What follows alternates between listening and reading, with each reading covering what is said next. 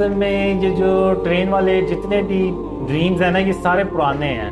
یعنی 2003 سے 2005 کے بیچ میں نے یہ دیکھے ہیں۔ تو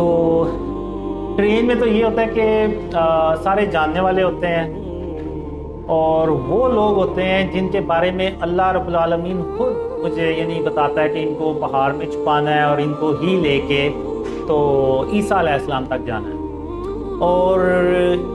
قیامت کے دن میدان حشر میں بھی وہی لوگ ہوتے ہیں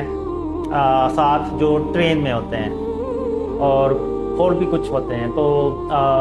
اس سے تو یعنی یہی ثابت ہوتا ہے یعنی کہ یہ کوئی ایسے لوگ ہوں گے جو شروع سے لے کے تو اللہ کی رحمت سے آخر تک چلتے ہیں۔ تو اور قیامت کے دن جو میں نے دیکھا ہے وہ خاتم النبیین محمد صلی اللہ علیہ وسلم سب سے پہلے ہم سے آ کے تو ملتے ہیں۔ تو چونکہ یہ پرانے ڈریمز ہیں تو اس میں میں خود اس ڈریم میں سوچ رہا ہوتا ہوں کہ آخر ہم نے ایسا کیا کام کیا ہے دنیا میں کہ خاتم النبیین محمد صلی اللہ علیہ وسلم صحابہ سے پہلے ملنے سے ہم سے پہلے مل رہے ہیں۔ تو اور سب سے ملتے ہیں باری باری، یعنی یہ نہیں ہوتا کہ یعنی سب سے باری باری ملتے ہیں۔ تو اس وقت تو مجھے نہیں سمجھ لگی کہ آخر ہم دنیا میں کیا ایسا کام کرتے ہیں۔ اور جب میں نے ڈریم شیئر کرنا شروع ہوا اس سے پہلے مجھے ڈریمز آئے 2011 سے 2013 تک مجھے ایسے بہت زیادہ ڈریمز آئے کہ جس میں اللہ مجھے کہیں جانے کا حکم دیتا ہے کہ فلانی جگہ جانا ہے تم نے، اور میں وہاں پہ جا رہا ہوتا ہوں، راستے میں لوگ مجھے ملتے ہیں اور مجھے دیکھ کے پہچانتے ہیں اور کہتے ہیں کہ آپ محمد قاسم ہیں نا؟ تو میں یعنی حیران ہوتا ہوں کہ ان کو میرے نام کا کیسے پتہ چلا؟ تو میں کہتا ہوں جی میں محمد قاسم ہوں۔ اور پھر ان میں سے کچھ لوگوں کو اتنا پتہ ہوتا ہے کہ میں کہیں جا رہا ہوں، اللہ نے مجھے کہیں جانے کا حکم دیا ہے اور وہ مجھے کہتے ہیں کہ آپ ہمیں بھی اپنے ساتھ لے چلیں۔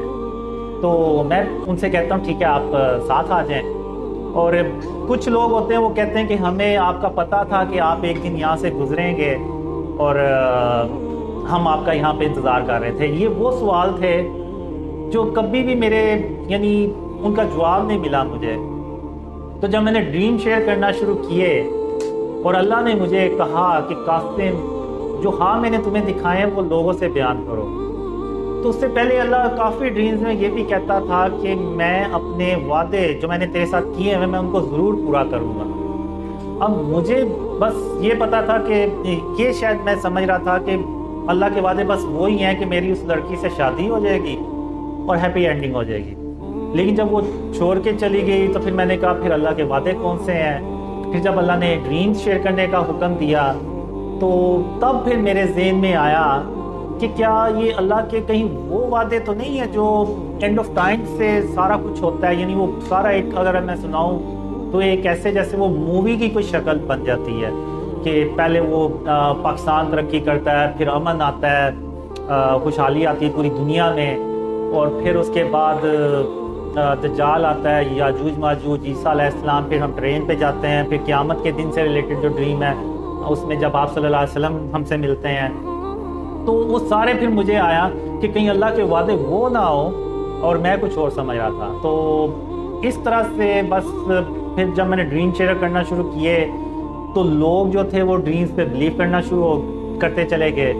تو پھر میرے ذہن میں اب آنا شروع ہو گیا، مجھے خود بھی کافی کلیئر ہو چکا ہے کہ یہ شاید وہی لوگ ہوں گے جو دنیا میں ساتھ ہوں گے، اور محمد صلی اللہ علیہ وسلم جو ڈریم قیامت والے ڈریمز میں کہتا ہوں کہ ہم آخر ایسا کون سا کام کریں گے دنیا میں